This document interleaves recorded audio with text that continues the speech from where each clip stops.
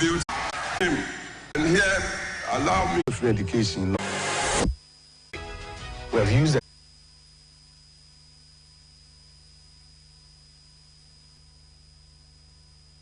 We have taken the production of aquaculture from 4,000 to over 6,000 metric tons. We have worked very hard to make it possible for Ghana to be quarters of the Africa Continental Free Trade. Several years uncompleted Bekwai Hospital. We've also found new oil in the Jubilee Southeast, pumping around 30. For the 20, for your patience.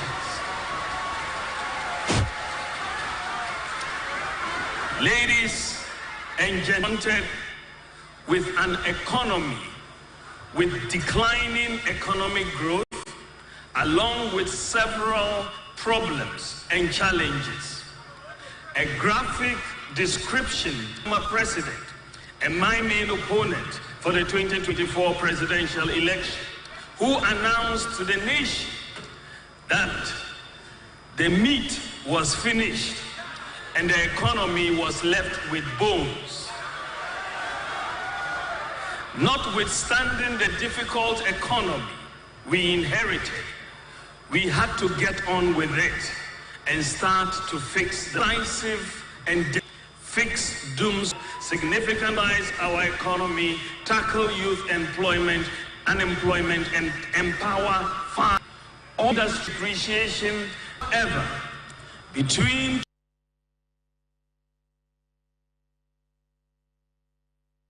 country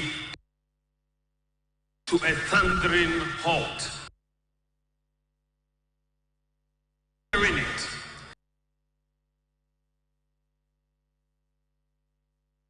Pandemic and the economic depression causing negative GDP growth became unsustainable. Along with many emerging economies, Ghana lost access to international capital market financing. This resulted in a balance of payments crisis as Ghana had to continue to honor its debt obligations, energy payments, and the import bill.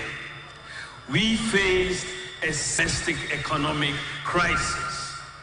There were many who predicted that we were going to end up like the situation in Sri Lanka, with fuel shortages, food shortages, inability to pay workers, doomsday, anarchy, and chaos. Indeed, Ghanaians were hit hard by rising food prices, increased exchange rate fares. Bondholders also saw a sharp decline in their net worth following the painful debt restructuring program. We faced very challenging times, but with calm leadership and the support and understanding of the good people of Ghana, we have weathered the storm.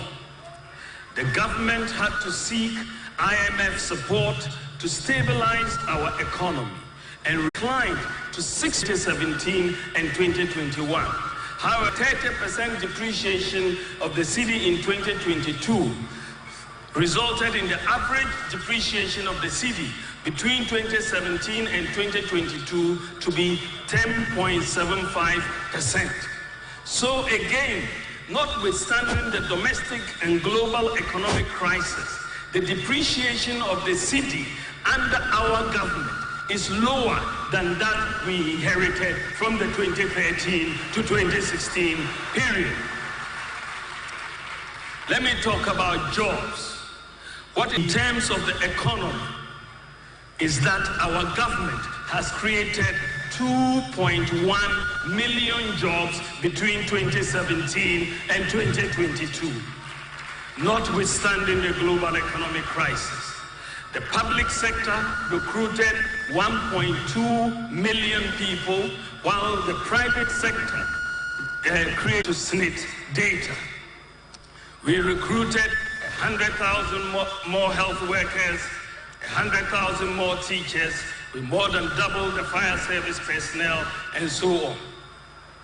Our government clearly has created more jobs in the last 7 years than any other government in the Fourth Republic. This is truly remarkable under the circumstances of the nation away from catastrophe.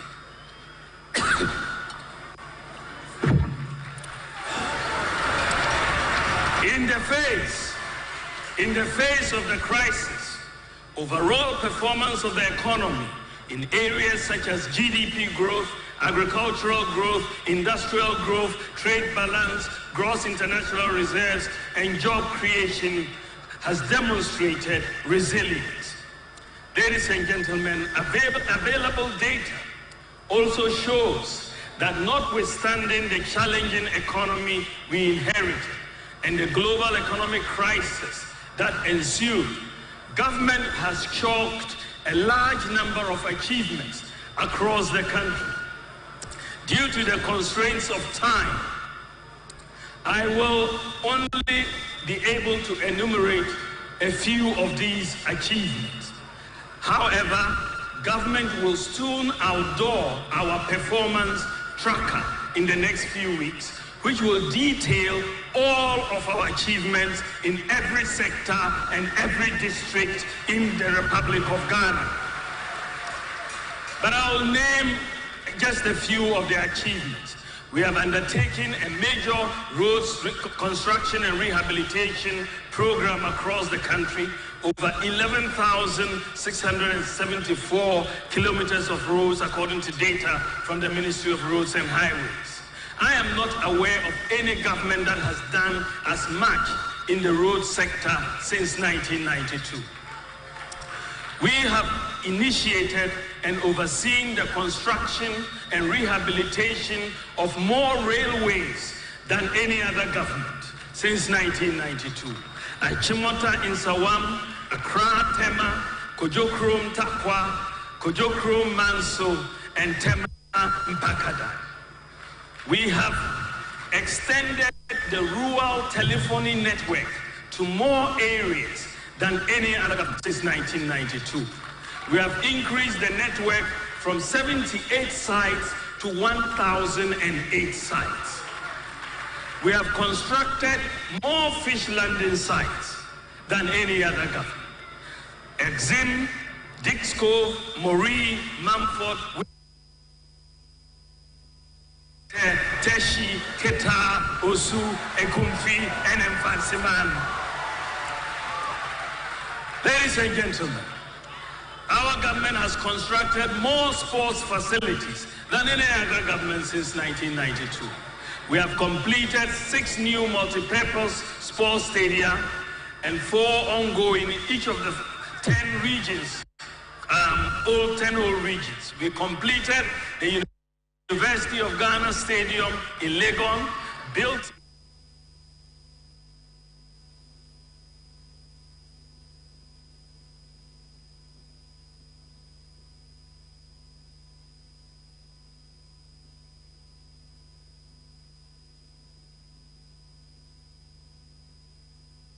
constructed more infrastructure and implemented more development policies in the Zongo communities than any other government since '92. The Zongo Development Fund has completed over 200 infrastructure projects in Zongo communities.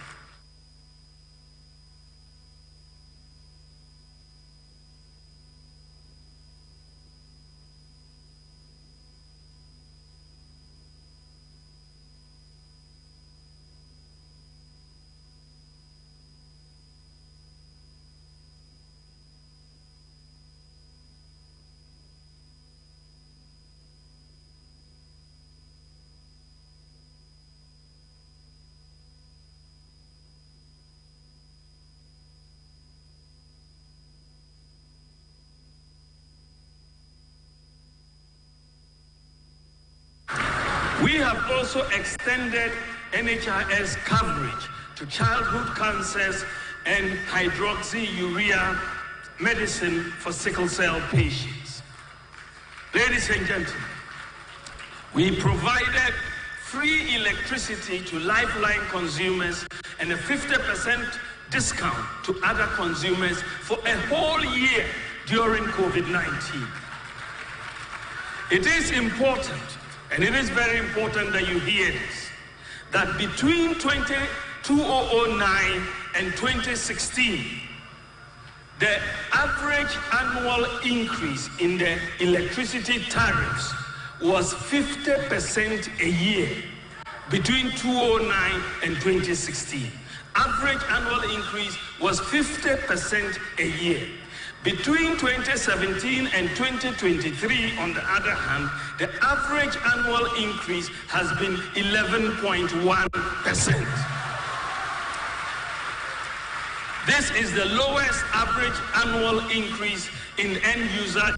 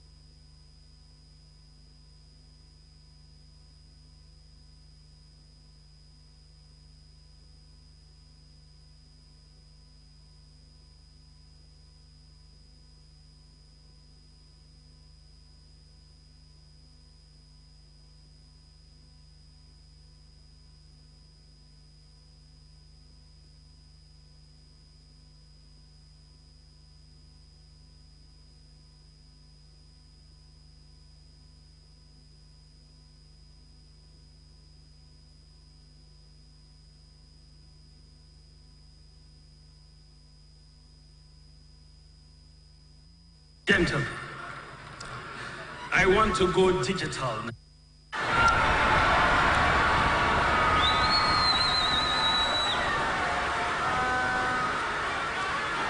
We were elected into office in December 2016 to solve many of the systemic problems and challenges that our citizens were facing, and which we had highlighted in our manifesto.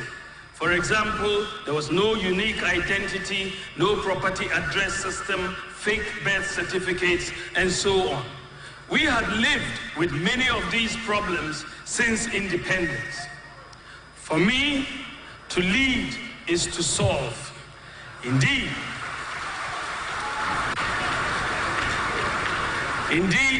all my adult life, my biggest motivation is about finding solutions. Solutions that improve lives. Solutions that make public services efficient and accessible. Solutions that make society progress. Solutions that protect the public purse. Solutions that make our businesses competitive. I derive my greatest satisfaction from solving problems, and I have done so whenever I am given the opportunity, and will do more if I am given the mandate to do so. I had long held the view that many of these problems facing the economy could be resolved through digitalization. In fact, in my 2010 book on monetary policy and financial sector reform in Africa, I proposed digitalization, amongst others, as the way forward for African countries. So when we assumed office in 2017, as Vice President, I made the decision, with the blessings and support of the President, to focus on the critical but underdeveloped systems that would expand the economy, improve systems, and create jobs through digitalization. Therefore, as the finance minister oversees the budget through fiscal policy, the governor of the central bank also focused on monetary and exchange rate policy. I focused on the complementary data and systems improvement that would ensure the ease of doing business and change the fundamentals of the economy, making it more dynamic and responsive to modern trends and the management of it more scientific and efficient.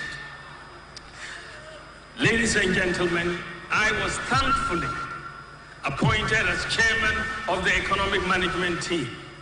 As a subcommittee to cabinet, we do not have any decision-making powers, but I am very proud of the quality of advice we have been providing over the years to cabinet.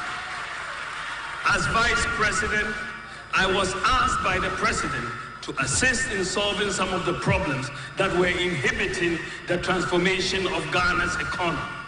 My approach was to help formalize the economy through digitalization, as stated in our 2016 manifesto.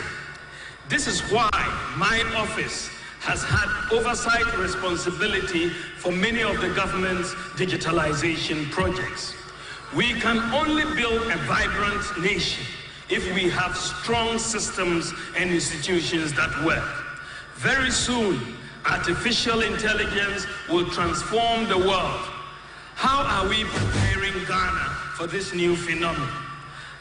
I will now come to how we are using digitalization to transform the economy and preparing our society to be competitive as Africa is busily becoming the largest single market in the world with its 1.4 billion people.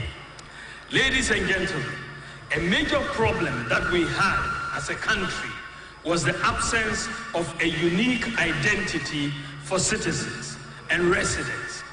With oversight from my office, the National Identification Authority moved very quickly with the issuance of the biometric national ID cards, the Ghana card, to the population. The Ghana card project was initiated by President Akufo-Addo. So far, some 17 million people have been enrolled on the Ghana card by the NIA. I would like to note that between 2007 and 2016, only 900,000 Ghana cards were issued. With the Ghana card, the identity of the people, even dead people, can be established using their fingerprints. With the Ghana card, every Ghanaian, regardless of locations or status, whether rich or poor, now can be officially registered and recognized as a Ghanaian. Before this, it was possible for someone to be born, live, and die in Ghana without ever being registered. Identity fraud, age cheating, football age, people cheating on their retirement age, fake birth certificates, fake passports will no longer be possible with the Ghana card. Today, because your Ghana card is linked to your bank account and your SIM card, people cannot just go and borrow money from the bank and disappear and appear with a new name as used to happen, and this led to higher interest rates. The Ghana card can also be used to travel from abroad into Ghana from 44,000 airports in the world. The Ghana card is a major element in many of the digitalization initiatives that we are undertaking. That is why its successful implementation has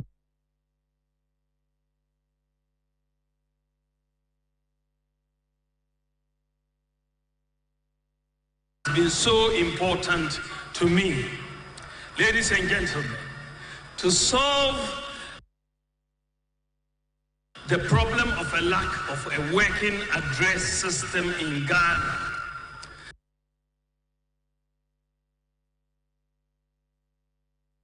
with oversight from my office, we have leveraged on GPS technology to implement a digital address system for Ghana, capturing every square inch of land or water in Ghana. Today, every property in Ghana has a unique digital address, along with street names and house numbers. And finding directions to any location is now very easy.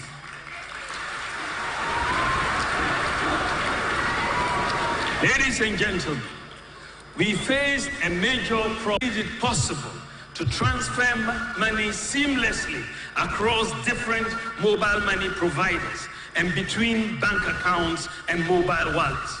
Today, because of mobile money interoperability, you can transfer money from a customer of one mobile money service provider to a customer of an account, and you can receive payments from any bank account into your mobile money account. Ladies and gentlemen, you can do this 24 hours a day.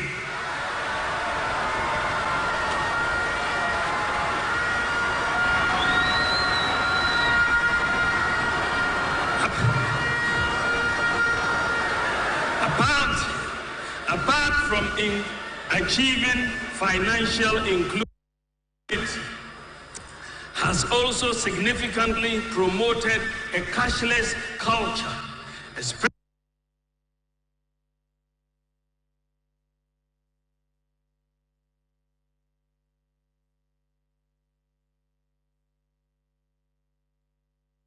especially by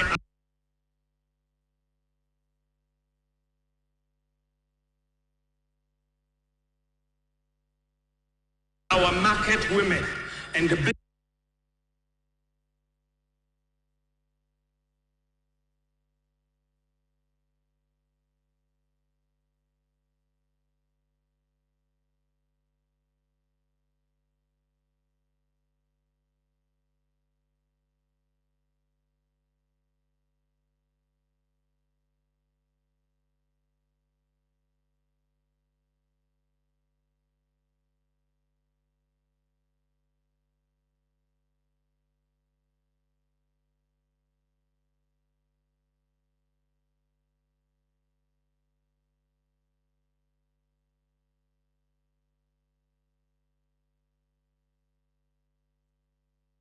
business community, thus reducing robberies and attacks on market women and business folks on our highways. Armed robbers used to attack vehicles carrying traders, knowing they were carrying cash. But now, many traders don't carry cash because they keep their monies on their mobile wallets for seamless transactions wherever they are.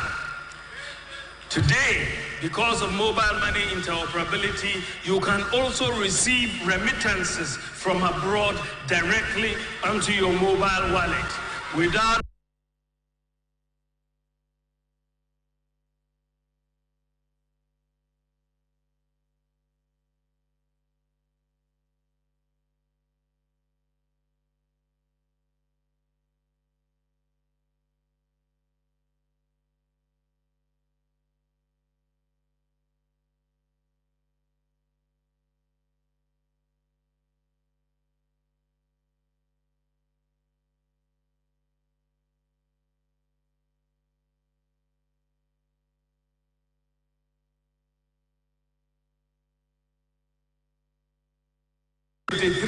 following mobile money interoperability, Momo transactions have increased by 2,335%, a 23-fold increase.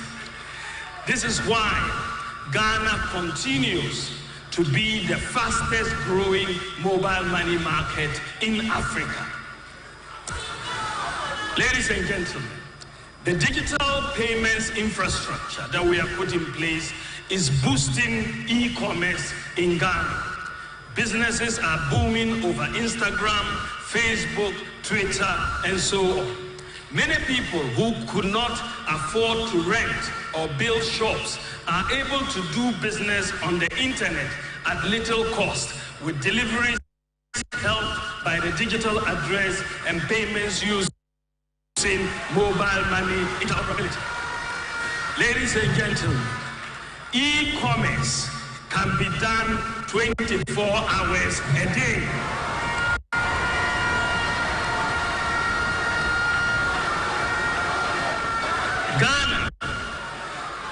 Ghana is currently ranked number 6 in Africa in terms of e-commerce. Number 6 in Africa, behind Mauritius, Nigeria, South Africa, Tunisia, and Morocco, according to AMTA.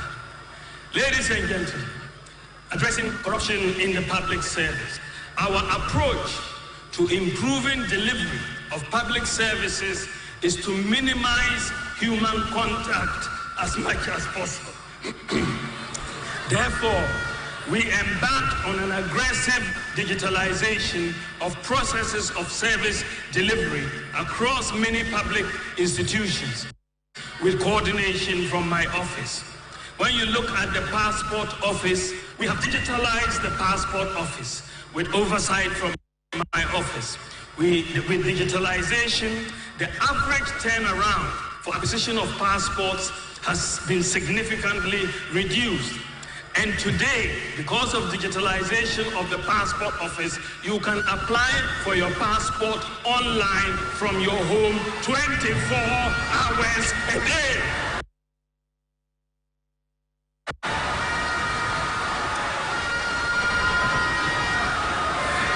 The digitalization of the passport application process has resulted in a major increase in the number of passports processed annually, as well as the revenue yield to the passport office. In 2018, the total number of passports issued was 346,911, and the revenue generated in 2018 was 11.8 million. By 2023, following digitalization, the passport office issued 751,761 passports with revenue of 94 million Ghana cedis. The ultimate objective is to eradicate human interface in all phases of the passport application process, to give true meaning to the online filing and processing of forms. I will come back to this issue of passport shortly when I get into my vision and priorities.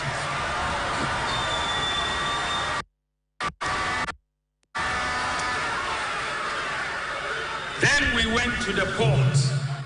Distinguished ladies and gentlemen, previously, the bureaucracy in the clearing of goods at Ghana's ports involved a lot of paperwork, which used to be largely manual. This caused delays, corruption, inefficiencies, frustration, and loss of rights. Had horror stories about their experiences at the port. With oversight from my office, the introduction of a paperless port system has reduced the layers and simplified the process, reduced the time needed to clear goods and the avenues for corruption, and increased efficiencies and revenue mobilization at the ports.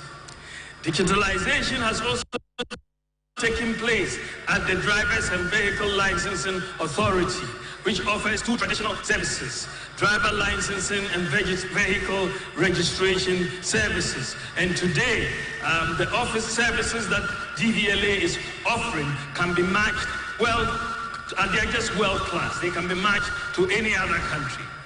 Ladies and gentlemen, my office also worked with the National Insurance Commission to implement the motor insurance database.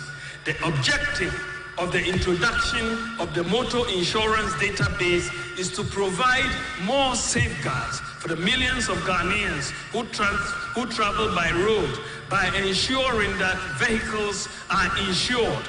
It also curbs the menace of vehicles with fake motor insurance stickers plying our roads and thus endangering lives and property.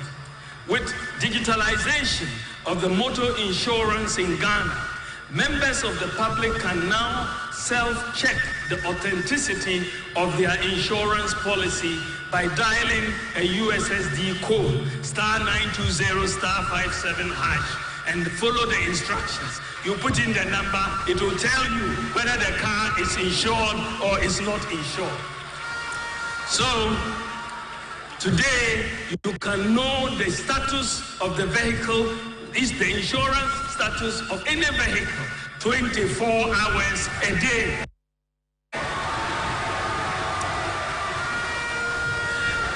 Today, because of digitalization, you can also apply for insurance for your vehicle on your mobile phone and receive your insurance sticker electronically. And you can do this 24 hours a day.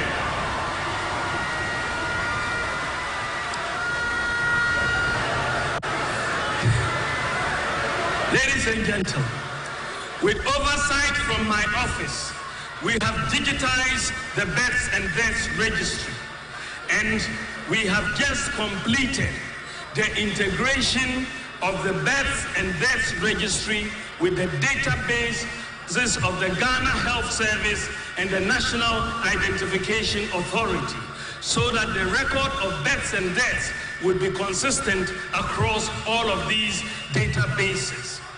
Starting this quarter, in fact, I will launch this in a few weeks, but starting this quarter, newborn children in Ghana will be given a Ghana card number. But the actual Ghana card will be issued when the child is 6 years old, when his or her biometrics are fully formed. So we are bringing abrogatory to Ghana. Ladies and gentlemen, in the past, candidates applying for a scholarship usually had to travel from all parts of Ghana to Accra to take part in the application process. This caused a great deal of inconvenience for applicants seeking government sponsorships. The manual processes of the Scholarship Secretariat resulted in an inefficient administration of scholarships in the country. With the digitalization of the Scholarship Secretariat, candidates can now apply for scholarship from the comfort of their homes 24 hours a day and take aptitude tests and be interviewed in their own districts. The Ghana.gov platform. Ladies and gentlemen, to make it easy to access government services, I led the initiative to establish the Ghana.gov platform, which was implemented with oversight from my office. The Ghana.gov platform is a one-stop shop for accessing government services. So far, out of the 1,516 ministries, departments, and agencies targeted, we have onboarded 1,503 of them onto the Ghana.gov platform for e-government services. So 99% of MMDAs have been onboarded on the Ghana.gov platform. All payments on the Ghana.gov platform go directly into the government accounts to ensuring transparency. Since 2020, a total of 201 billion Ghana cedis has been collected for government on the platform.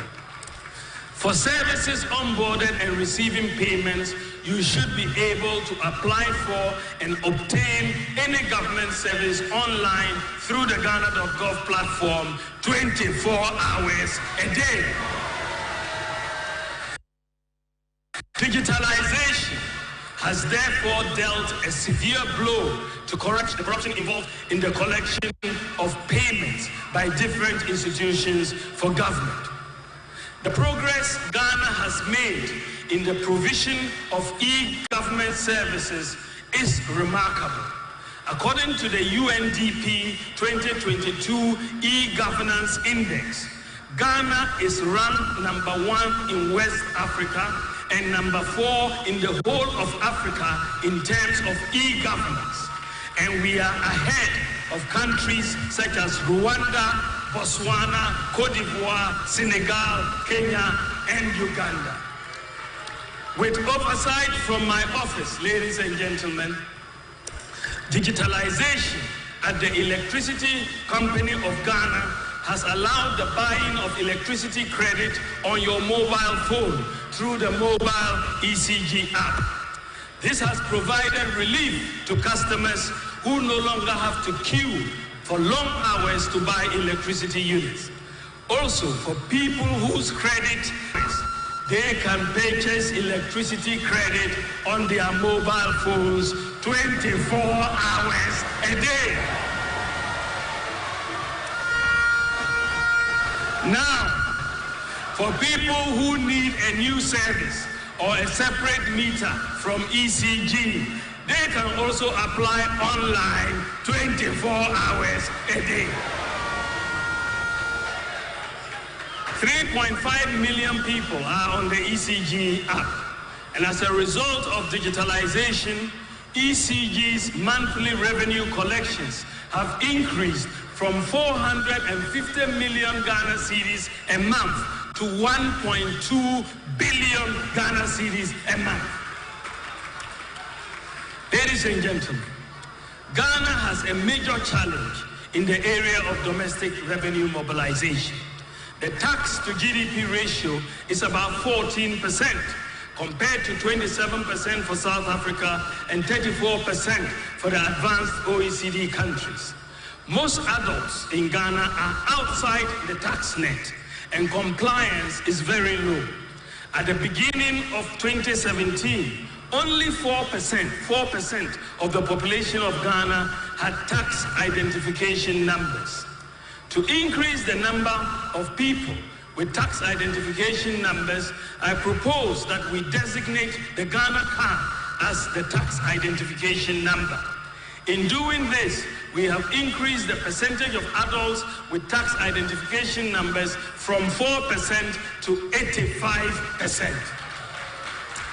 It is now incumbent on the GRA to use this database in tax collection to broaden the tax net.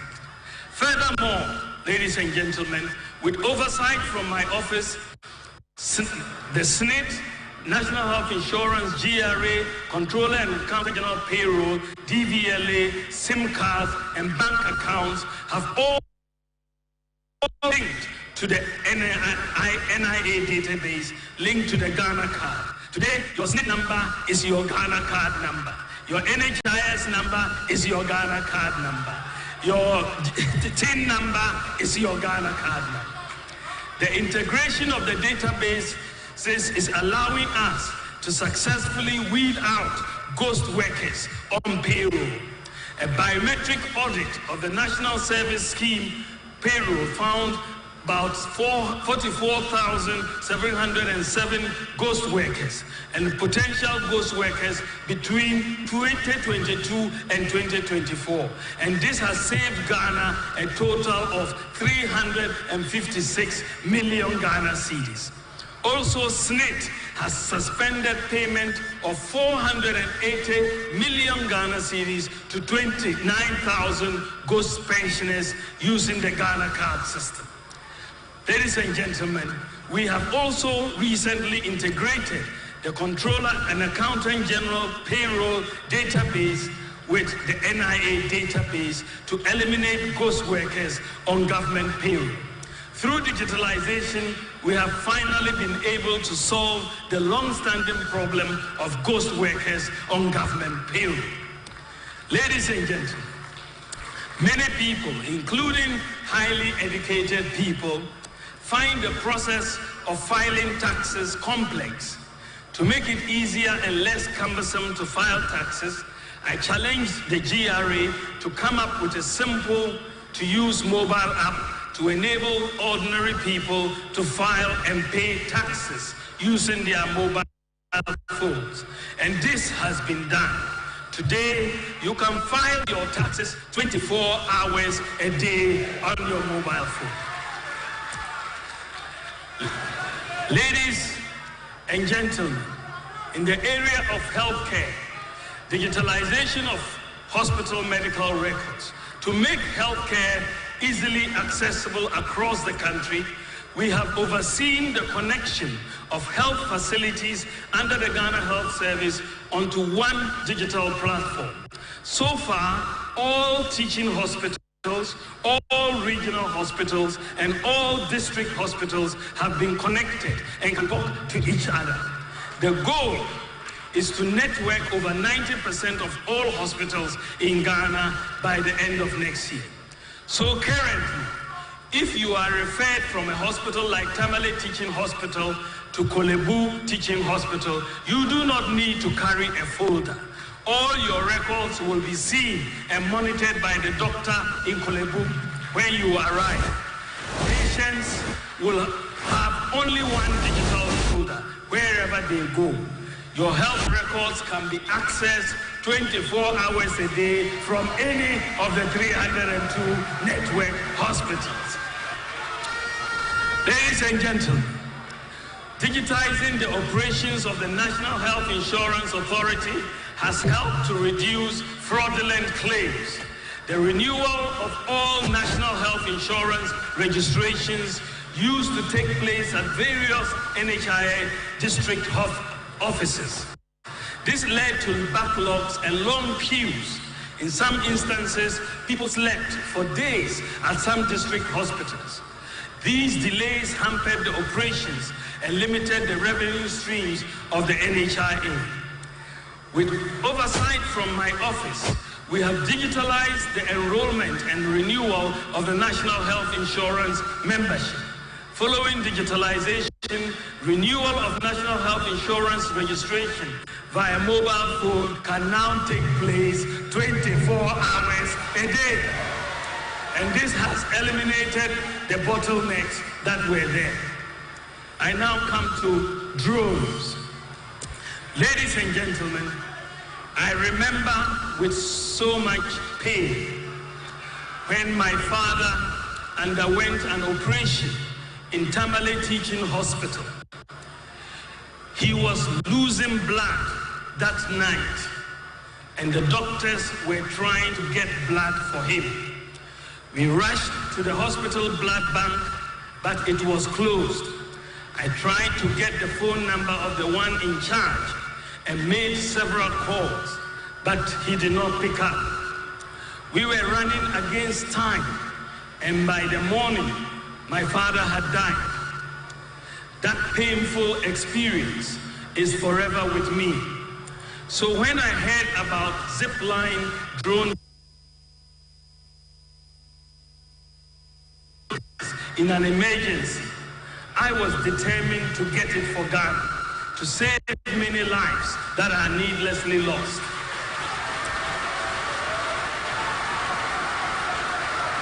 I went to Silicon Valley in the USA, and I had a meeting with the co-founder of Zipline, Robert Keller, and convinced him to set up Zipline in Ghana. When I announced the imminent arrival of Zipline in Ghana, our friends in the opposition said that the drones were for taking pictures of women in their bathrooms. Ladies and gentlemen, previously, hospitals and clinics in remote and largely rural communities like Nyangosre in Afajato South, Afram Plains, Yagaba, or Yunyo had difficulty of getting medical supplies, especially in times of emergencies involving snake bites, childbirth, blood loss, floods, and so on. Many lives are needlessly lost because the hospitals are unable to access critically needed supplies on time. To address this problem, Ghana opted to partner Zipline, the world's largest automated on-demand delivery service for medical supplies. We've established 6 Zipline distribution centers in Omanako in the eastern region, Panya, Ashanti, Mampong, Vopsi in northeast region, Sechiwi also, Kitikrachi, Enum, and Zipline has made millions of deliveries of medicines, blood and vaccines to many remote parts of Ghana and has saved many lives. Ladies and gentlemen, Zipline services are available 24 hours a day. I should add rather proudly that Ghana is currently has the largest medical drone delivery service in the whole world. The whole world. What is even more impressive is that the drone centers are 100% manned by young, talented Ghanaians. They are manning all of the drones.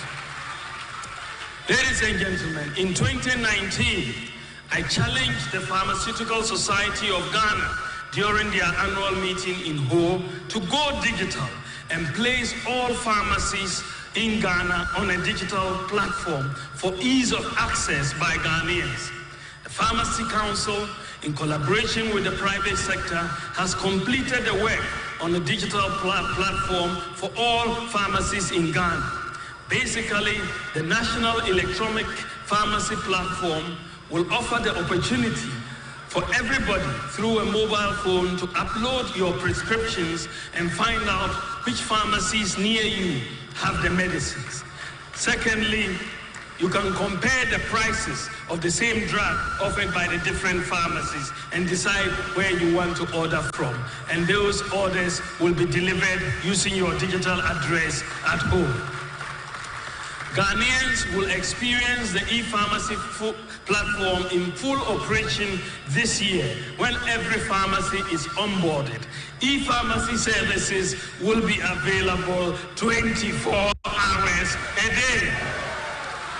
Ladies and gentlemen, over the last 7 years, we have witnessed what some international observers have described as an extraordinary digitalization of the Ghanaian economy. But this extraordinary digitalization has not happened in a vacuum. We have had to put in place critical infrastructure to support digitalization. I should note that 93% of the NCA licensed fiber optic cable in Ghana, the total licensed fiber optic cable is 7,234 kilometers, but 93% of that was put in place since 2017. Since 2017. In addition, we've implemented a national government cloud infrastructure, cybersecurity infrastructure, deployed the public key infrastructure, PKI, to provide another layer of security to students, to citizens, to support digitalization.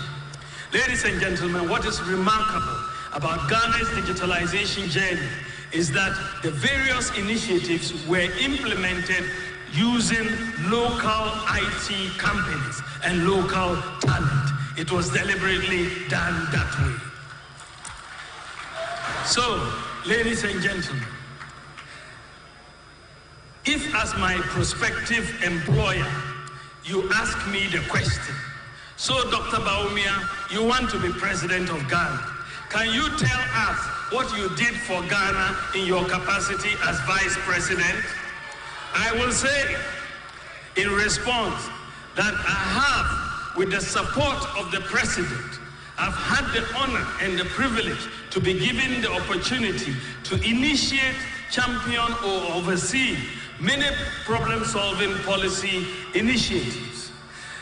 Many of these include many of the digitalization initiatives that I have just discussed, the no guarantor student loans with a Ghana card, one constituency, one ambulance, zipline drones, Agenda 111, the Sino-Hydro Barter Agreement, provision of hydroxyurea for sickle cell patients, Zongo Development Fund, the Bank of Ghana Gold Purchase Program, the Gold for Oil policy, abolishing the filling of embarkation cards, Go Ride taxi service, the system to tackle ghost names on the public payroll, and many more. It is important, ladies and gentlemen, to note that many of the transformational policy initiatives that we have introduced since 2017 are being done for the first time since independence. What is interesting is that because many of them have not been done before, many people who think in terms of impossibility argue that they were not possible, but we have made them possible.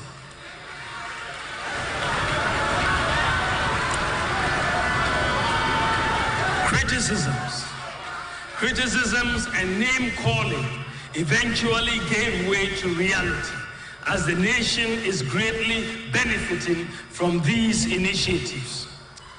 What we have been able to accomplish so far shows that it is possible for Ghana to achieve many things that some believe to be impossible. It is possible if we put our minds to it. We need to break the shackles of impossibility and embrace the mindset of possibility.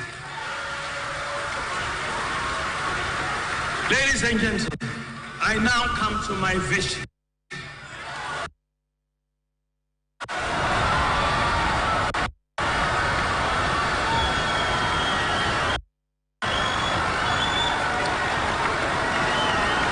Ladies and gentlemen,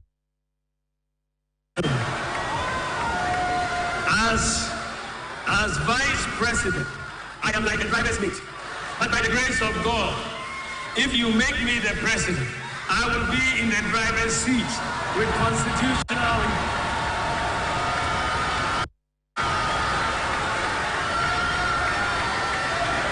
I will be in the driver's seat with constitutionally mandated authority to pursue my vision and my priorities.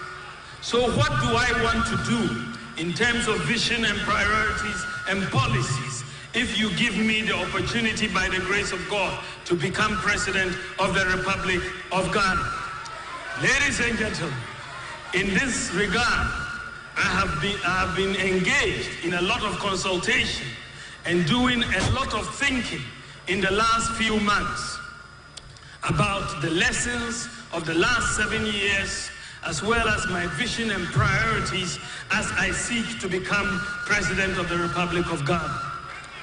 Clearly, the initial conditions that we inherited in 2017 are not the same as will be in 2025. Therefore, my priorities will be different. We have done many good things, and I will be seeking to build upon them. My vision, ladies and gentlemen, is to create a tent big enough to accommodate all our people, to tap into the resourcefulness and talent of our people, irrespective of our different ethnic, political, and religious backgrounds, to channel our energies into building the kind of country that assures food, self-sufficient, safe, prosperous, and a dignified future for all Ghanaians.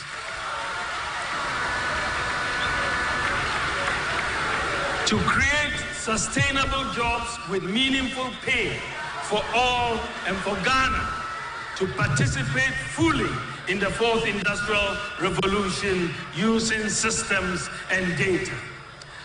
To realize this vision, we must have a mindset of possibilities and not impossibilities. The challenges we must overcome as a country are too important to let our political differences derail us. There is a critical failure of mindset that manifests itself in the absence of core values, patriotism, and principles within our society. We need to invigorate the can-do spirit of the Ghanaian, to believe that we can do better than we have ever imagined if we put our minds to it. For example, our students from Mamfi Girls Senior High School, Prempeh College, have won international robotic competitions against their peers in the US, Germany, and South Korea. We must apply the same mindset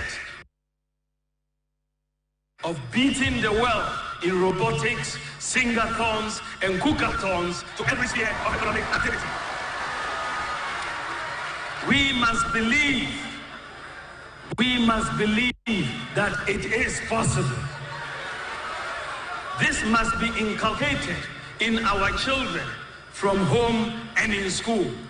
This is why we are going to introduce a growth mindset curriculum in our schools to help students build critical skills such as problem solving, risk-taking, opportunity spotting, and design thinking. Ladies and gentlemen, in the area of macroeconomic stability, a major goal of my government will be to attain and sustain macroeconomic stability with low inflation, low interest rates, exchange rate stability, and low budget deficits.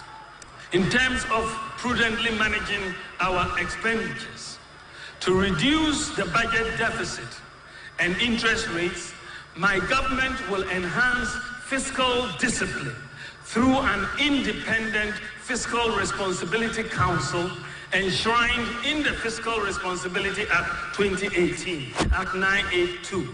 The Fiscal Responsibility Act will also be amended to add a fiscal rule that requires that budgeted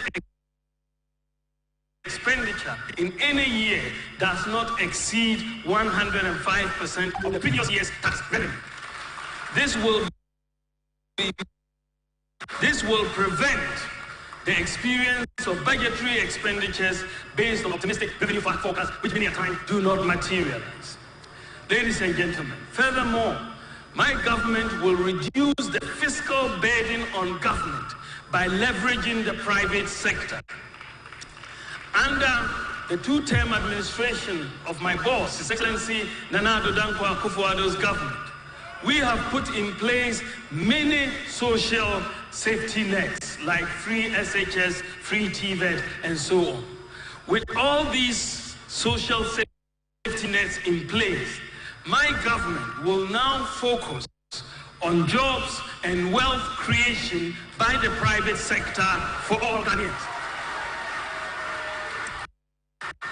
My administration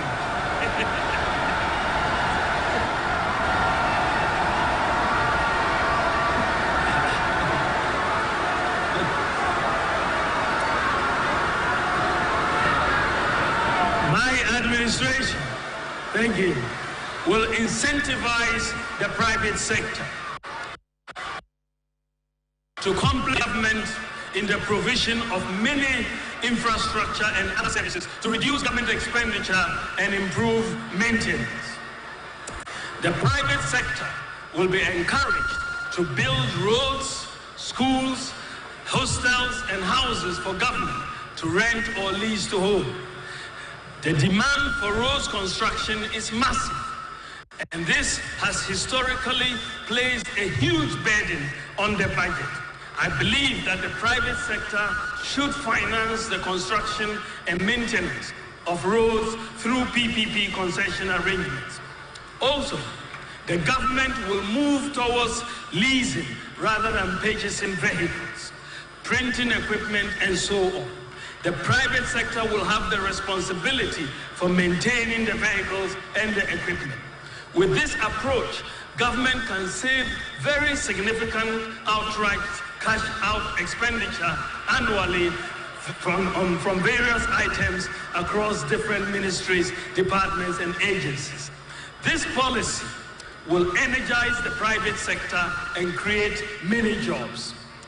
Enhancing the role of the private sector, along with fiscal and administrative decentralization, improving our systems and the way our institutions function will lead to greater efficiency, cutting waste and ensuring value for money in procurement. The move towards private sector provision of many public services would create the fiscal space of at least 3% of GDP annually. This represents a major paradigm shift. Additionally, an efficient system of governance will require even fewer ministers. I would have, therefore, no more than 50 ministers and deputy ministers. Ladies and gentlemen, I want to talk about our tax system. To increase government tax revenue, we have to reform and refocus the Ghana Revenue Authority towards broadening the tax base. Unfortunately, the pressure that is placed on GRA staff to collect revenues makes them focus on existing taxpayers.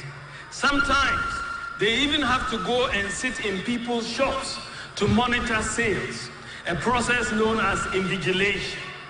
In fact, many businesses feel harassed by this process and the constant audits of their operations. So this has to stop.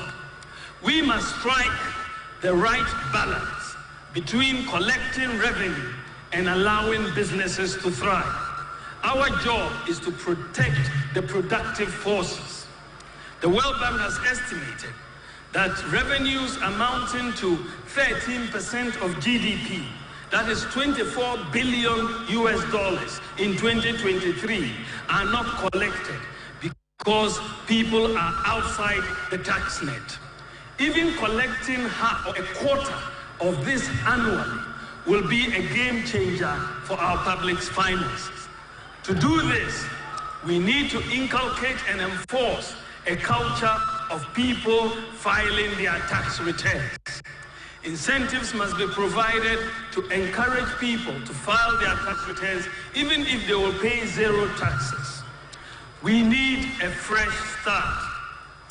The current tax regime has been with us since independence, and it has failed us. Many people do not pay taxes, including property taxes. Too much discretion results in corruption. We want a tax regime that is easy to understand, easy to comply with, and easy to enforce, and that is not subject to so much discretion. Many individuals and businesses find our tax system cumbersome and confusing. My administration will introduce a very simple, citizen and business-friendly flat tax regime. A flat tax of a percentage of income for individuals and SMEs, which constitute 98% of all businesses in Ghana, with appropriate exemption threshold to protect the poor. With a new flat tax regime, a tax return should be able to be completed in just a few minutes. We will also simplify our complicated corporate tax system and VAT regime.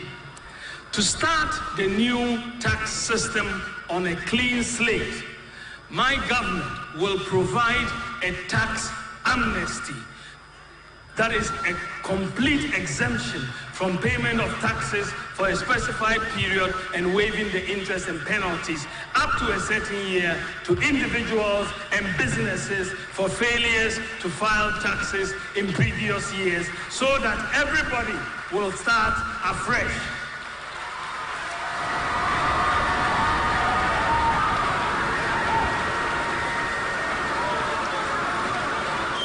Tax digitalization will be implemented across all aspects of tax administration.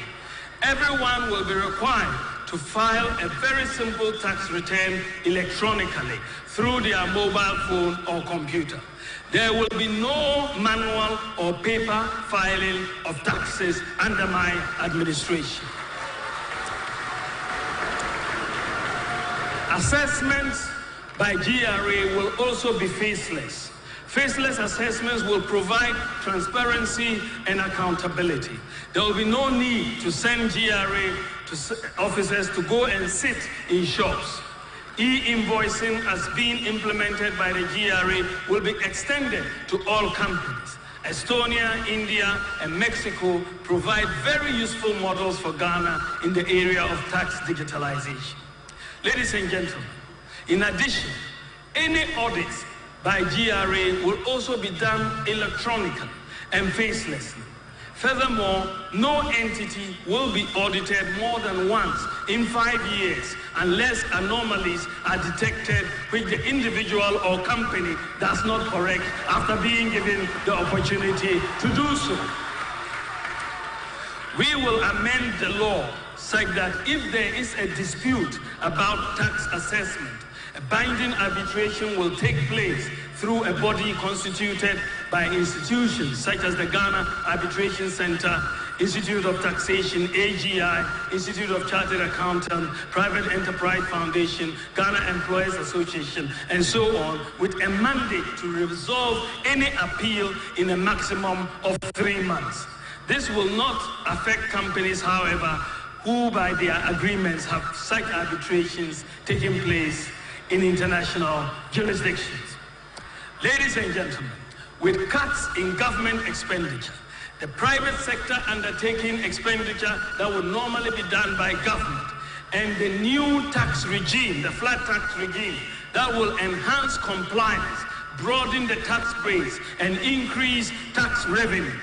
With these policies, the situation we are going to face in 2025 is going to be very different from the situation we faced in 2020 and 2022.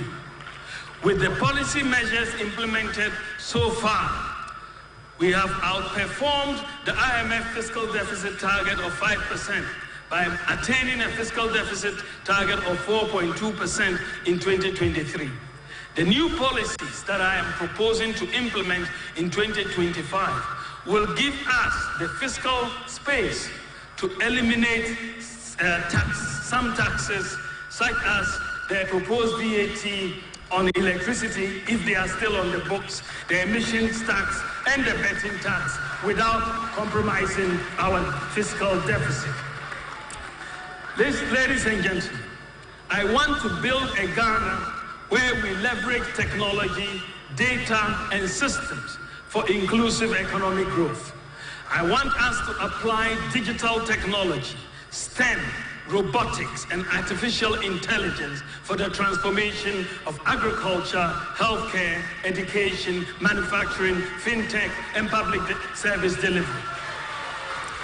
As part of this process, it is my goal to eliminate the digital divide by achieving close to 100% internet penetration in Ghana.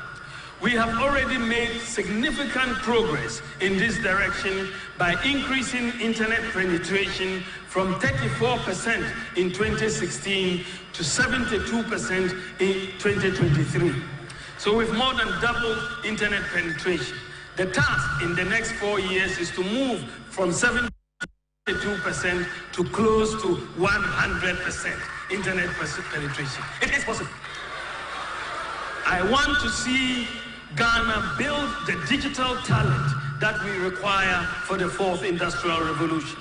This will mean providing digital and software skills to hundreds of thousands of youth. This, along with other policies, will create jobs for the youth, including school dropouts. In collaboration with the private sector, we will train at least 1 million youth in IT skills, including software developers, to provide job opportunities worldwide. Generally, there will be an enhanced focus on TVET education. My government will also support the establishment of a national open university, Ghana, in collaboration with the private sector, with a focus on technical and vocational skills and ICT. Ladies and gentlemen, to help our youth get jobs, I believe it is time to rethink the concept of the current national service scheme. My government will propose that those who, after completion of their education, can secure jobs will be exempted from national service. National service will no longer be mandatory, and students will have the option to decide whether to do national service or not.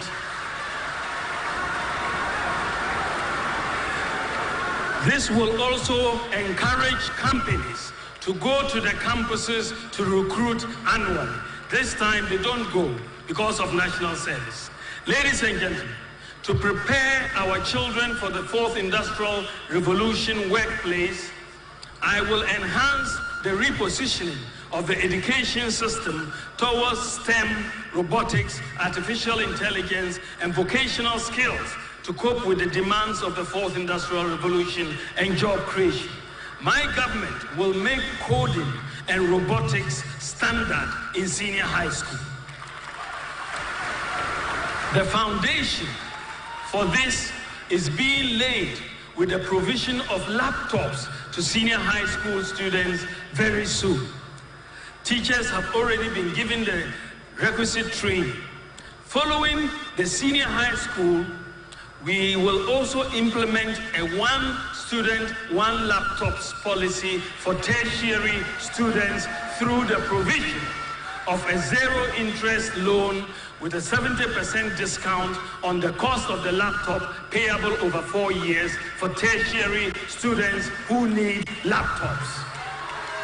Furthermore, to become a digital hub in Africa, Ghana's telecom industry needs more investment.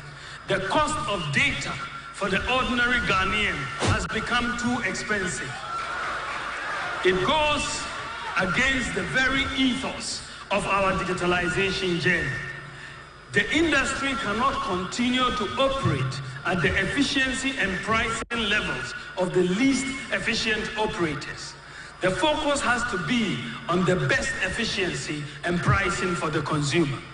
I commit to working with the industry players in setting clear policy guidelines that will remove any investor uncertainty and difficulties in business planning, including the expeditious allocation of spectrum, driven more by the goal of enhancing digital inclusion and less by revenue consideration.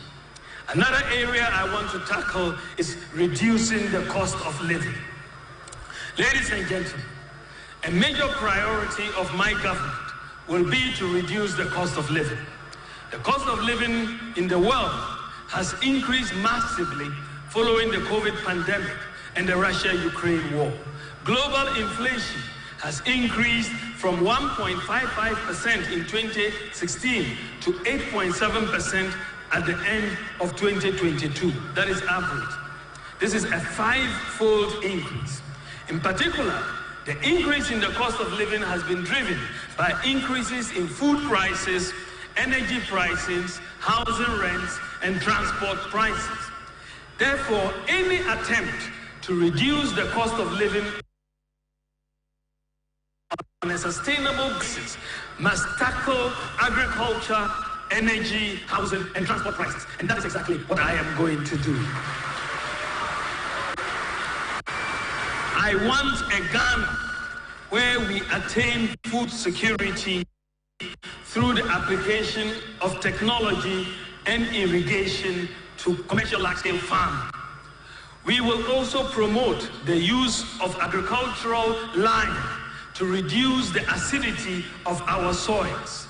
We will enhance soil fertility and get more yield from the application of fertilizer. Ghana has an abundance of limestone to do this. I will also prioritize the construction of the Poalugu Dam by using private sector financing, grant financing. My administration will also work to reduce the cost of public transport between 30 and 40% with the adoption of electric vehicles for public transportation.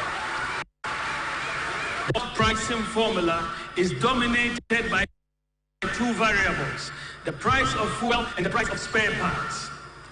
Electric vehicles do not use petrol or diesel, and the spare parts are minimal. That is what will bring down the fares for electric vehicles. More importantly, transport fares for electric vehicles will be stable, and the constant and large increases of fares that we have been witnesses will become a thing of the past. Under a housing for all policy, I will also have a major focus on the provision of public housing in the same manner that Singapore did. We will partner with the private sector to build large housing estates, as we have started doing, without the government having to borrow or spend. Also, the National Rental Assistance Scheme, which is working so well, will be enhanced to deal with the problem of demands for rent advance of 2 years and more. Ladies and gentlemen, as part of the effort to reduce the cost of living, my government will implement policies to have energy self-sufficiency at reduced cost through solar and other renewables, with the application of market efficiency to the energy market. We will diversify the generation mix by introducing 2,000 megawatts of solar power and additional wind power through independent power producers to reduce our dependence on oil and gas by the end of my first term in office.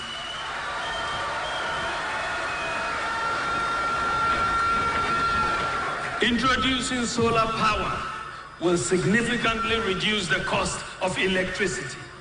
The fact that the current residential, commercial, and industrial consumers' power is still neither reliable nor competitive is the testament that implemented have not fully achieved the objectives we have set for ourselves in dealing with the legacy issues we inherited. Therefore, like the telecom market, we shall work to bring efficiency of markets and expand competition from the more private sector participation in generation and retail. With reliable and cost-competitive power, we will attract more manufacturing capacity into the country, create jobs, improve services, export more products, and support our AFCFTA strategy to improve the participation of Ghanaian industries in intra-African exports and trade. Ladies and gentlemen, to assist in the transition to green energy, my government will abolish import duty on solar panels so that we can bring in more. I now turn to our natural resources. Ladies and gentlemen, as president, I will usher into Ghana a golden age for the maximization of the benefits from our natural resources like gold, lithium, bauxite, and so on. The key to doing this is value addition and Ghanaian ownership. We need a new paradigm in natural resource contracts. Some of the key policies I will implement to maximize our benefits from our natural resources will include the formalization, regularization, and regulation of environmentally sustainable small-scale mining. About 1 million people are engaged in small-scale mining in Ghana. Our goal would be to help grow small-scale mining companies into large-scale companies with capacity building and assisting them to access finance for acquiring equipment. We intend to create many millionaires in the small-scale mining industries. My government will support the Minerals Commission and key stakeholders to formalize the artisanal and small-scale gold mining sector with the objective of ensuring that activities of the entire value chain are sustainably and responsibly done, so that most of the gold produced by this sector can be sold to the Bank of Ghana and be eligible to be part of Ghana's gold reserves at the central bank. In line with this, we will license all miners doing responsible mining. District mining committees, including the chiefs, will provide initial temporary licenses to the miners. As long as miners mine within the limits of their licenses, that is, no mining in river bodies and so on, as long as they mine within the limits of their licenses, there will no longer be any seizure or burning of excavators. I will fully decentralize the Minerals Commission as well as the Environmental Protection Agency and ensure that they are all present in mining districts. Every Ghanaian small-scale mining operator will register under the Ghana Small-Scale Miners Association with their Ghana card. We will, in collaboration with the large mining companies, convert abandoned shafts into community mining schemes, and we will open more and new community mining schemes. District mining committees would be responsible for reclamation and replanting, and we will institute a pension scheme for small-scale miners like we have done for cocoa farmers. We will introduce vocational and skills training on sustainable mining for small-scale miners in the curriculum of TVET institutions and provide equipment to government authorities in the mining communities to undertake reclamation of land. Ladies and gentlemen, we will also set up a state-of-the-art common user gold processing units in mining districts in collaboration with the private sector. My government will also conduct an audit of all concessions. This will allow government to know licenses that have expired and non-compliance with licensing conditions. To encourage exploration, I will abolish the VAT on exploration services, like I say, to encourage more exploration. We will establish, in collaboration with the private sector, a minerals development bank.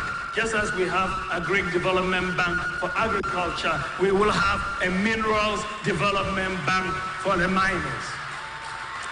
To support the industry, we will establish through the private sector the London Bullion Market Association certified gold refinery in Ghana within 4 years.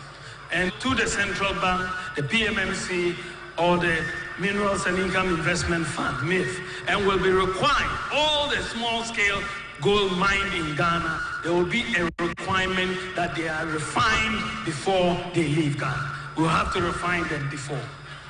Ladies and gentlemen, the increase in Ghana's gold reserves to support the city. Ladies and gentlemen, a major factor influencing macroeconomic stability is the consistent depreciation of the cedi against foreign currencies. This is usually caused by pressure on our foreign exchange reserves. Appreciably, increasing our reserves of gold at the central bank, combined with prudent fiscal policy, is therefore one of the surest ways to keep the exchange rate stable. Two policies that helped to rescue the economy from catastrophe in the recent crisis were the Bank of Ghana's gold purchase program and the gold for oil program. The domestic gold purchase program of the Bank of Ghana is a program where the central bank boosts its foreign exchange reserves by buying locally produced gold with cedis. Before this program, the total of Ghana's gold reserves since independence was 8.7 tons.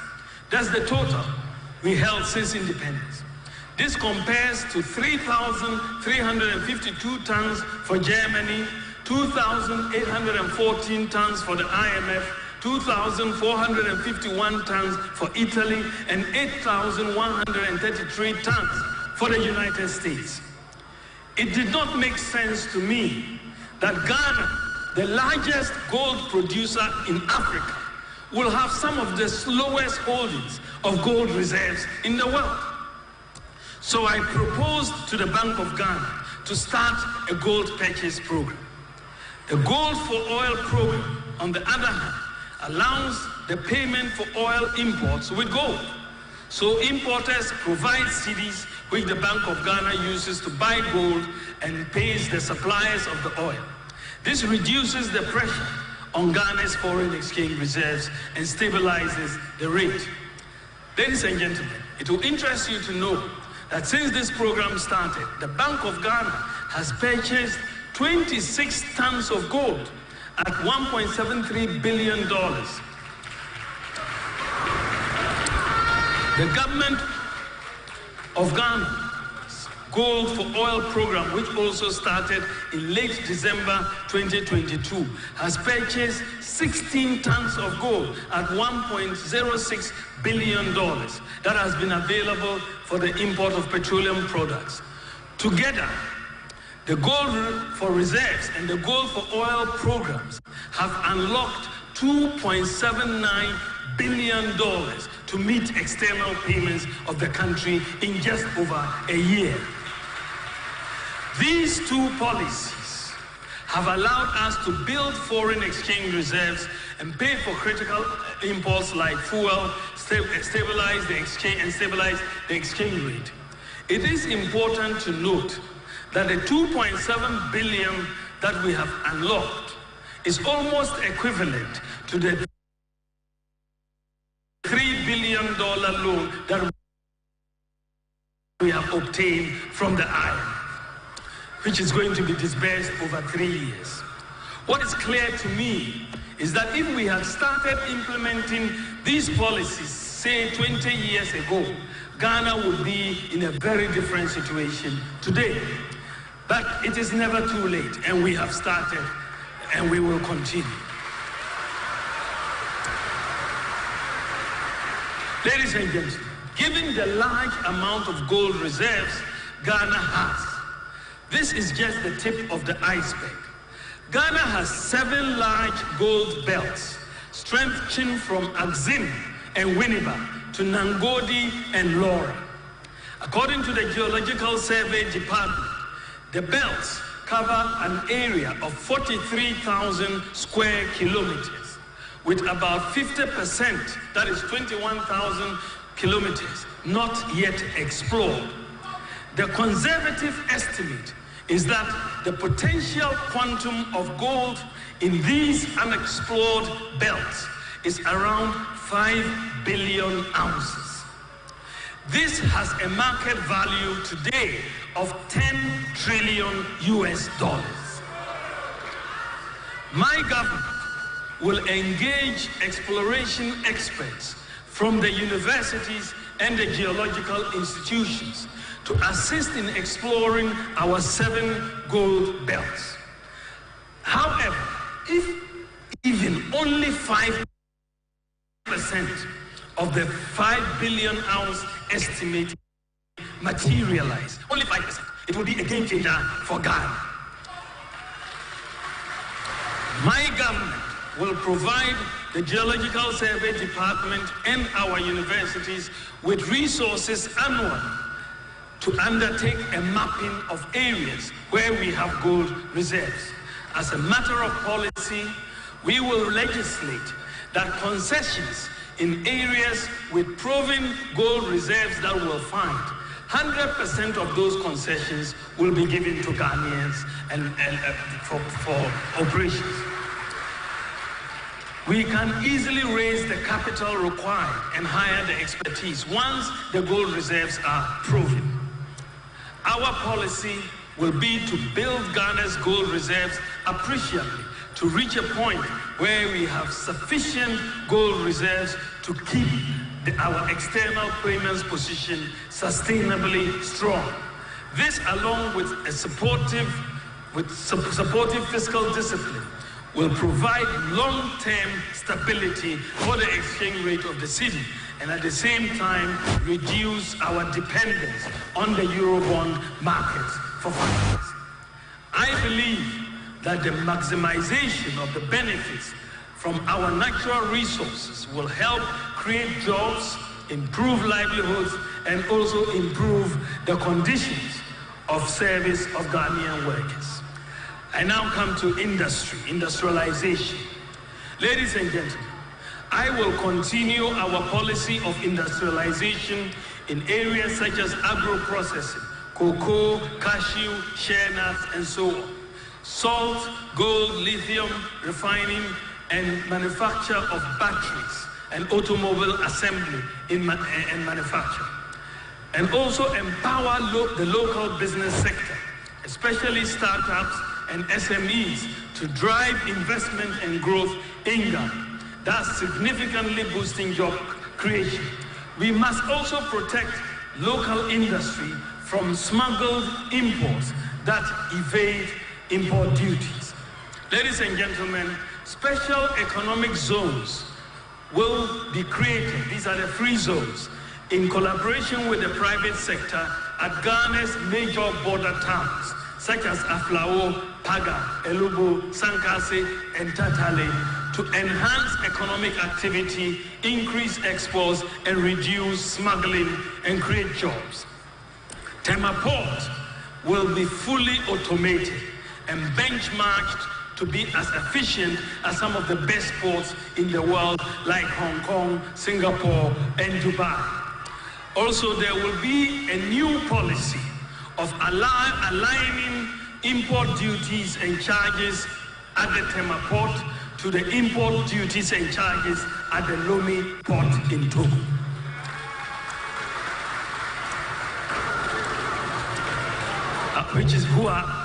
Togo Lomé is our main competitor. This will reduce smuggling and tax avoidance.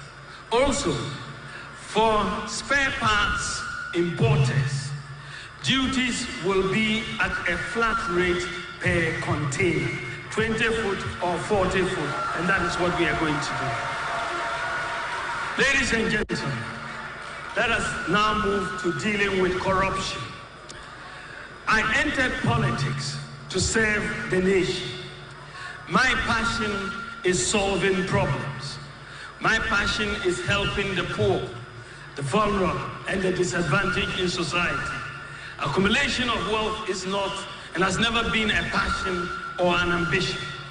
This is why throughout my public life, I have pursued policies, especially through digitalization, to check corruption in places like the ports, the DVLA, the NHIS, the Passport Office, and the Controller and Accountant General Department. So I have a solid track record in fighting corruption, and I have earned a reputation for doing so.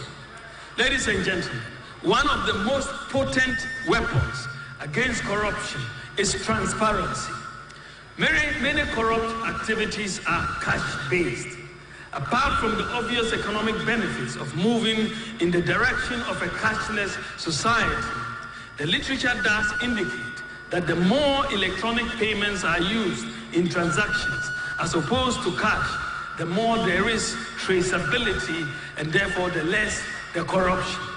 I would like to bring Ghana close to a cashless economy in the shortest possible time. So far, the Bank of Ghana has made a lot of progress in this direction by putting in place a lot of the systems and infrastructure required. These include mobile money interoperability, merchant interoperability, the universal QR code system, GH-Link, debit cards, eSwitch, and Ghana Pay. We have put in place the necessary infrastructure for Ghana to go cashless. Recently, the Bank of Ghana has completed a pilot of a digital version of the Ghana cedi in Seshwiwioso. This is known as the Central Bank Digital Currency, or the ECD. The ECD is designed to work online and offline and will be launched by the Bank of Ghana in due course. In my humble opinion, the ECD, with appropriate privacy protections, will be the ultimate weapon in our fight against corruption, because it will provide transparency, reduce the risk of fraud, robbery, tax avoidance, and money laundering, since it will be easy to track the movement of money and identify suspicious activity. The ECD will quicken the pace of Ghana's move towards a cashless or near cashless society. Ladies and gentlemen, to move towards a cashless economy, however, we have to encourage the population to use electronic channels of payment. To accomplish this, under my administration, there will be no taxes on digital payments. The e-levy will therefore be abolished.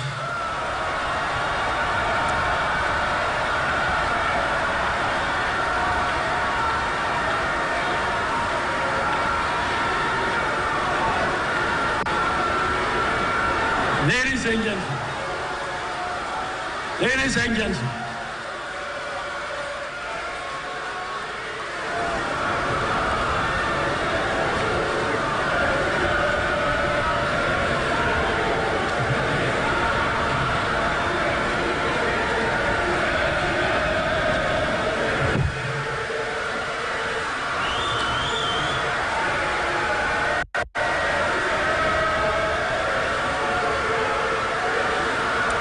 thank you.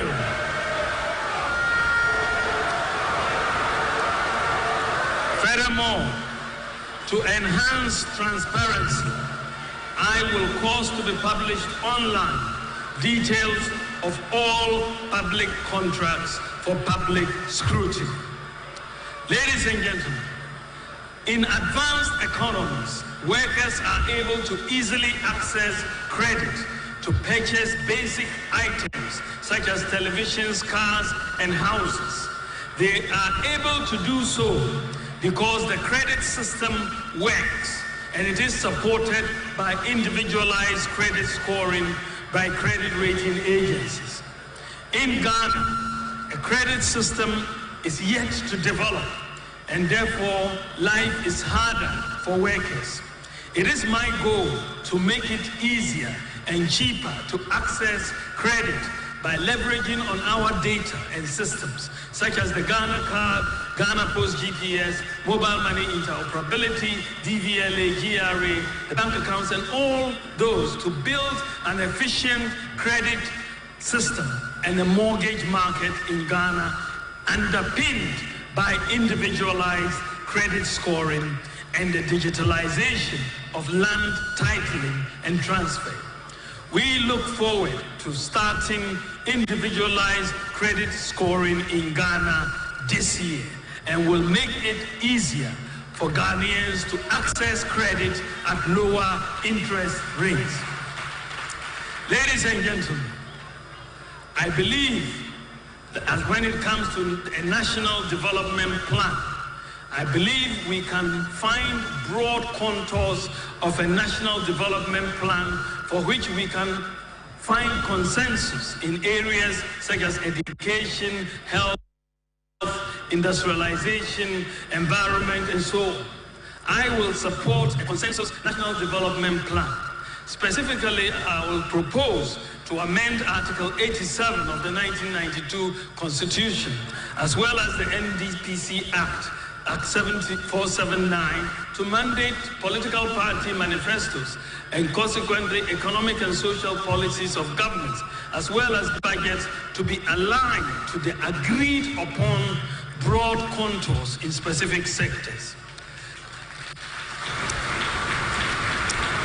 Ladies and gentlemen, the current constitution was designed mainly for political stability, and it has achieved that.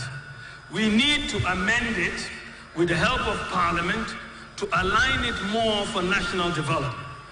In that context, I am committed to the process to amend the 1992 Constitution through extensive public consultation with key emphasis on issues such as ex gratia, the rights of dual citizens, elections of MMDCs to deepen decentralization, empowering institutions while reducing the power of the president. Ladies and gentlemen, I want a Ghana where we place an emphasis on values and doing the right things, with the human factor playing its appropriate role in curbing corruption, bribery, crime, dishonesty, and so on.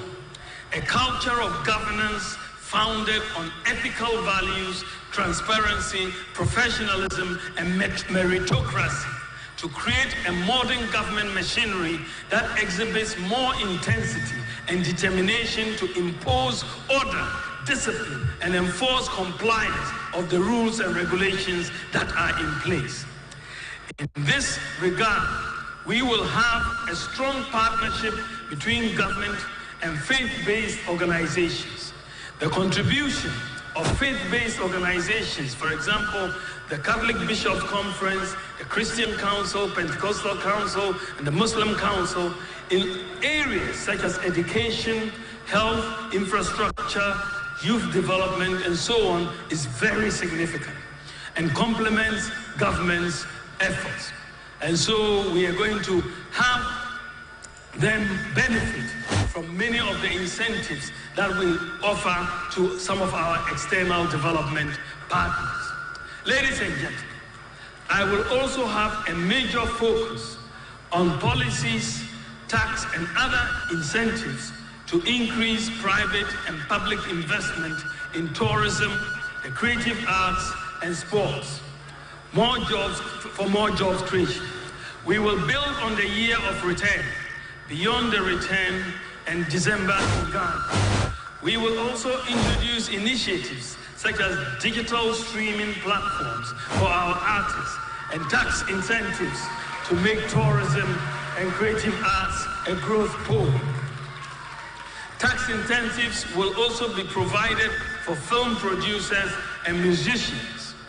To boost tourism and job creation, my government will implement an e-visa policy for all international visitors to Ghana to enable visas to be obtained in minutes, subject to security and criminal checks. Ladies and gentlemen, sports is a multi-million-dollar industry, an enabler for the youth. However, we have not realized our full sports potential, and we cannot maximize the full potential of Ghana sports with the same funding model we have operated since independence. My government will therefore prioritize the creation of incentives for corporate sponsorship as a sustainable module of financing sports development and promotion of our national teams, including football, athletics, boxing at all levels. This will take the financial pressure off government and also enable government to redirect more support to other sports disciplines. The government, as part of a broad sports development mission, will establish the Ghana Sports Secretariat, which will be an agency under the ministry, responsible for sports in collaboration with other, such as the Ghana Education Service and sports federations.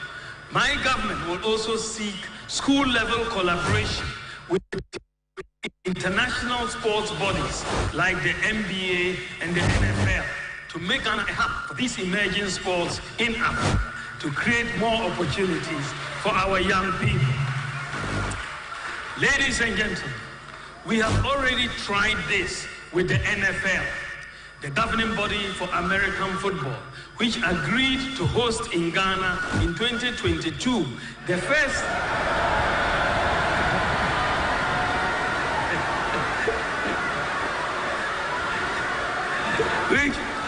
which agreed to host in Ghana in 2022 the first ever NFL flag football in Africa after my engagement with them. This paved the way for 10 young Ghanaians to be selected to the United States to represent Africa in the global NFL tournament last year. Another set of young Ghanaians who were picked after the second NFL Africa football was also held in Ghana last year are currently in the United States to represent Africa. Ladies and gentlemen, I want to build a nation that cares for the interests of the poor and the vulnerable, like persons with disabilities, the aged, street kids, lepers, cerebral palsy patients, and so on, in collaboration with faith-based institutions and the private sector. My government will also focus on special needs. To start with, we will recruit special needs teachers, train teachers on how to work with special needs students. We will also more language therapists and occupational therapy. Ladies and gentlemen, we have secured visa-free travel to a growing list of countries for the benefit of our citizens and businesses. However, the acquisition of passports by Ghanaians at home and abroad has continued to be difficult for many, even though it has significantly improved. So far, Ghana has about 4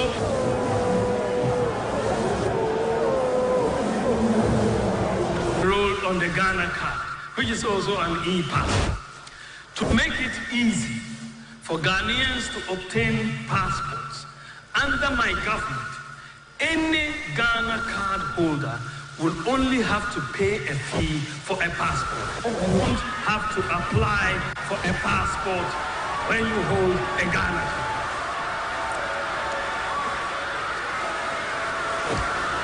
If you are a holder, we were invited to this program, and then I think it's laudable the idea we are trying to bring more on board. And then we think it is because the support any candidate who is coming to help us in this country.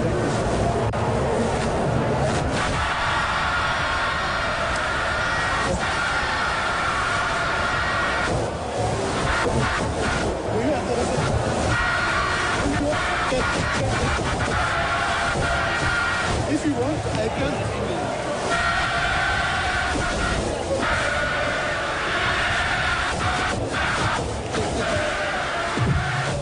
Just your approach.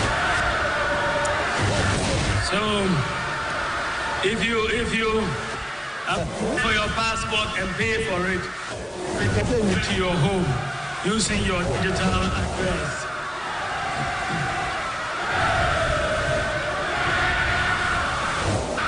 Thank you.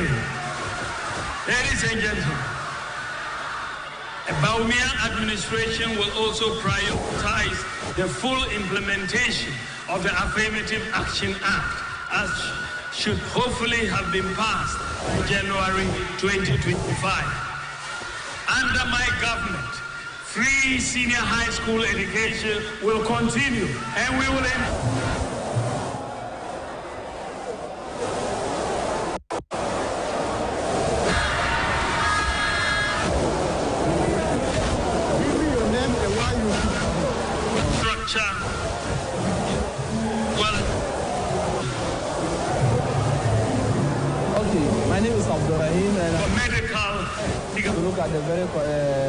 the speech of the Vice President of Ghana, and we are hoping most of the these are just visible, and it's something that is good ideas comes to power. Covered every sector. It's possible that whatever they say as politicians is something that should come to pass. Mostly we situations, and but then sometimes we do not get some of the things when power is given to them. But we are hoping that most of the things that are said are positive and they are good things, and we are hoping that until the Lord is given to him, he is able to deliver as he has said.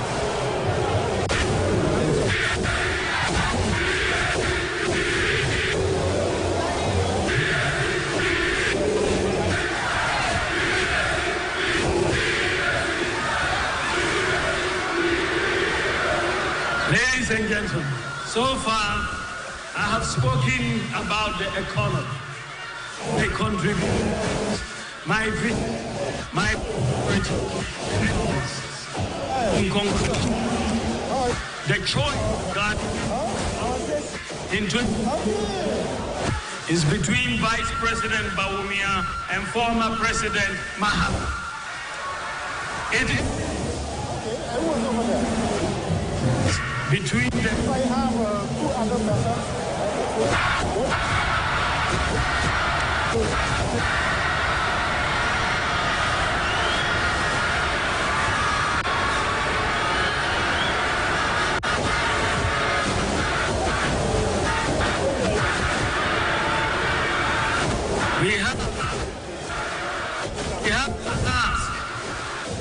We have to ask a number of questions.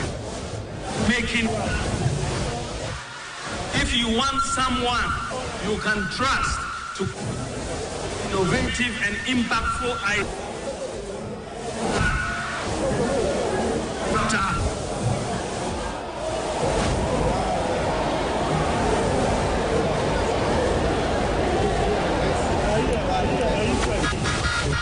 Okay, c'est bon, non? Test micro test. Wanted to fight corruption, then your choice is Doctor.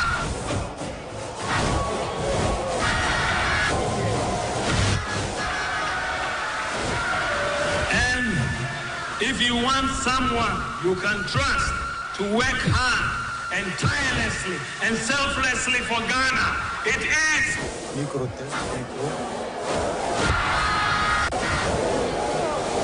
micro test, who has a proven record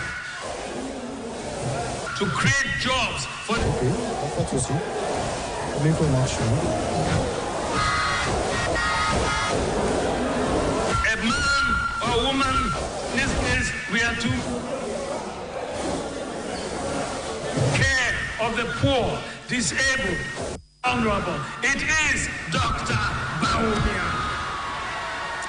If you are looking for the man who has the vision and commitment to prepare Ghana for the fourth industrial revolution, then it is Dr. Bawumia. If you are looking for the man who is protecting and using our benefit of all, it is Dr. Bawumia. Who will be more accountable to Ghanaians? A one-term president like my competitor, person who can look to the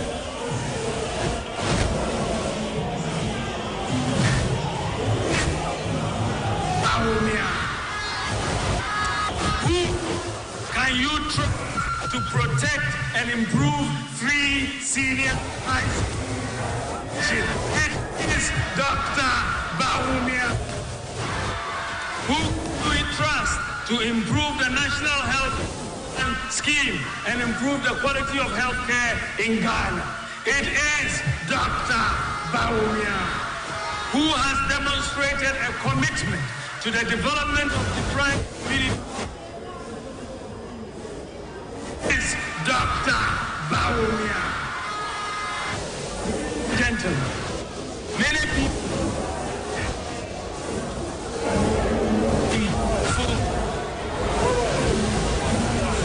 Ghana since independence.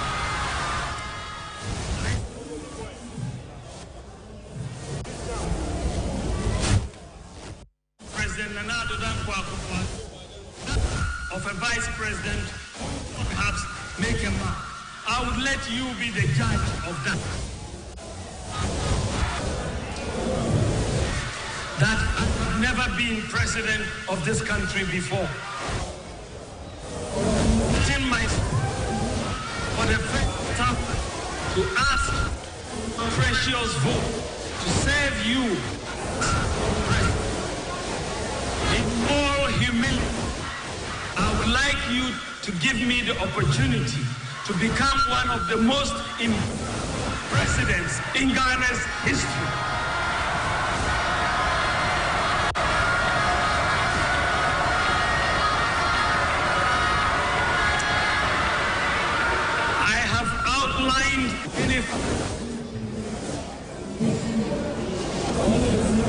that should put us on the right path and transform our economy.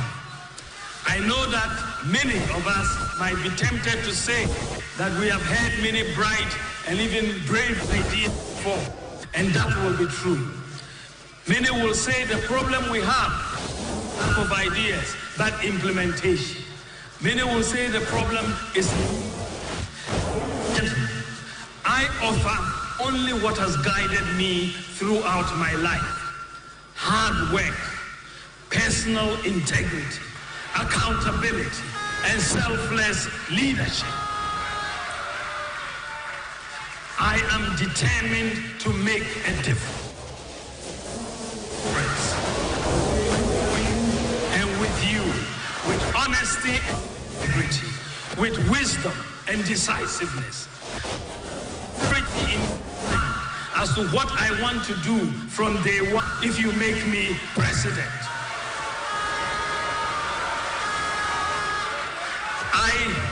I will not ask for a honeymoon to cool off and think about what to do.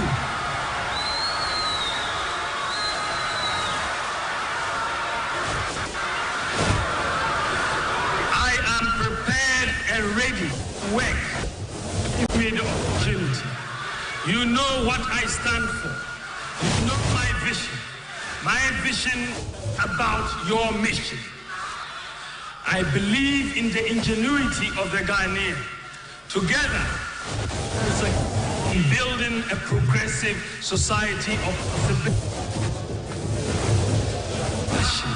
open opportunities and a shared prosperity. Born or poor, from the north, from the south, born Christian or Muslim, a boy or a girl, with support, God's guidance, we can win together. It is possible. Thank you for it. God bless you and God bless our homeland, Ghana. A big round of applause for His Excellency and the leader of the New Patriotic Party, Mrs. Bawumia. Please join your husband on stage as we acknowledge the responses from the audience. Ladies and gentlemen, a big round of applause for Dr. Mahmoud Bawumia.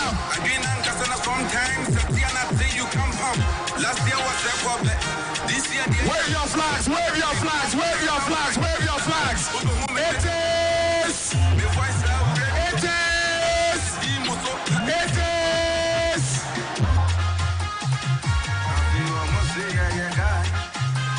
Let's give them a big round of applause, ladies and gentlemen.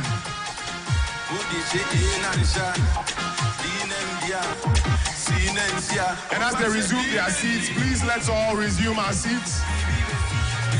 Wherever we may be, we are almost at the end of the event.